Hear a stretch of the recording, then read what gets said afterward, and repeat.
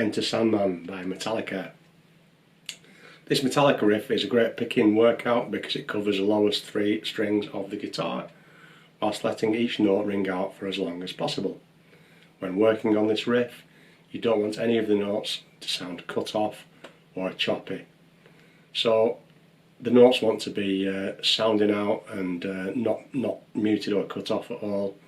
As an extreme example, I'll try and play it now, sounding cut off and choppy.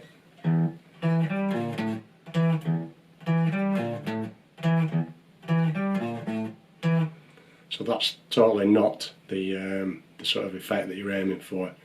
You want them to be sounding nice and smooth, each note ringing into the next, so that you've always got that nice blend of the notes within the riff going into one another. It's quite a clever riff. It's a simple riff. I think it's a simple riff to play, but the way that the notes blend in and sound like that, it's quite a clever little design riff, which is typical of Metallica. They're one of the great bands for writing riffs and these type of things. They're most often known for the heavy, distorted riffs, like some of you might have seen the Master of Puppets song that has been made a lot more popular on Stranger Things, on the TV show, the heavy stuff. One of the things that Metallica were really great at was by playing clean sounding parts and then transitioning into a heavy part.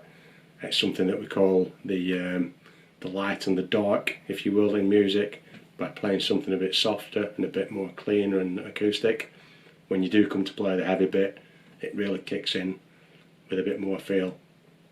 Finally, on the performance notes for this, I've played this riff before, and I've learnt it myself slightly differently from the way it's described here, so I'll continue through the notes that it's described on this particular exercise. It says, when playing this, try to keep your third finger anchored on the 7th fret of the A string, so that's there. Just as a quick one, when we're playing this riff, we want to be in position 5, so our first finger wants to be round or about the 5th fret, and then our other fingers will follow.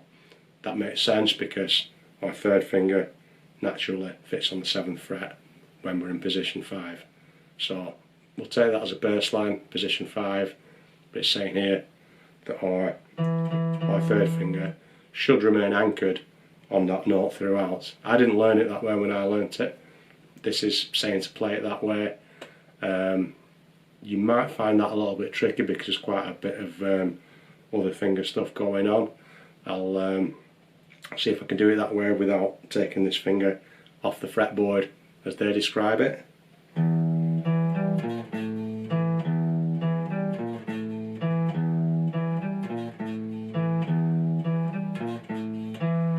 It's doable from my own point of view. It might throw you a little bit if you're not used to playing across 3 strings and putting a riff together like that. Again, this is played at a certain tempo. I think it's about 120 or something like that, or 125. Always slow it down until you've got the riff in hand. If you're really struggling with keeping that finger on the 7th fret, and it does sound cool if you can do it, it does let all those notes ring, but if you're struggling to keep that going throughout the riff, then one tip I would give you to try and sort of the next best thing, you could call it cheating, but we'll call it the next best thing. If you can't keep that note on throughout the entire of the riff, the most important part to keep that 7th fret note is at the very end of the riff. So if I go,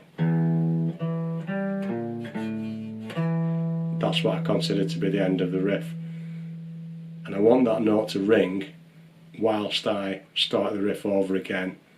The riff starts on the open E string, then I'll play the other notes. The reason why I want it to really ring at the end is because it's the same note as the start of the riff. So the last riff of the note, the last note of the riff, excuse me, is the same note as the first note of the riff. It's an E. It's an octave higher, but it's an E, and because it's an E, they ring out really nicely together. So if I play the 7th fret note with that open E, you should be able to hear how they sound beautiful together rather than just playing.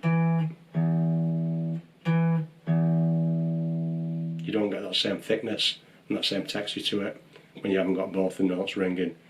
So I don't exactly know myself how it was played by Metallica. I haven't actually looked at it, but as with all these examples from these 10 riff exercise, I'm just going off the tab that I've presented to you so that I'm playing the same thing that you're playing. If you can't manage to keep the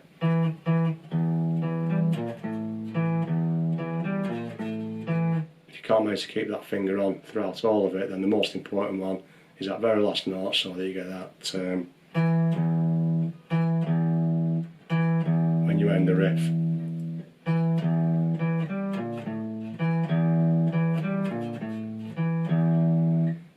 And it gives you a little bit more backup, a little bit more feel on that that final part of the riff.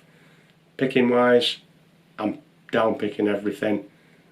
I've done that by habit, usually for most of the Metallica stuff, because Metallica are probably one of the bands historically that have been known for their sound comes from a lot of down picking. 90+% of Metallica song is down picking, which gives you a good, even, crunchy, aggressive feel that you don't get if you're picking up and down. So I'd always go with down picking for Metallica, unless it's one of the super quick songs that you've got to pick up and down. This isn't, so practice down picking. Position 5, so your hand's going to stay in the same position. If you can, cover that 7th fret note. It's an E on your 7th fret on the A string.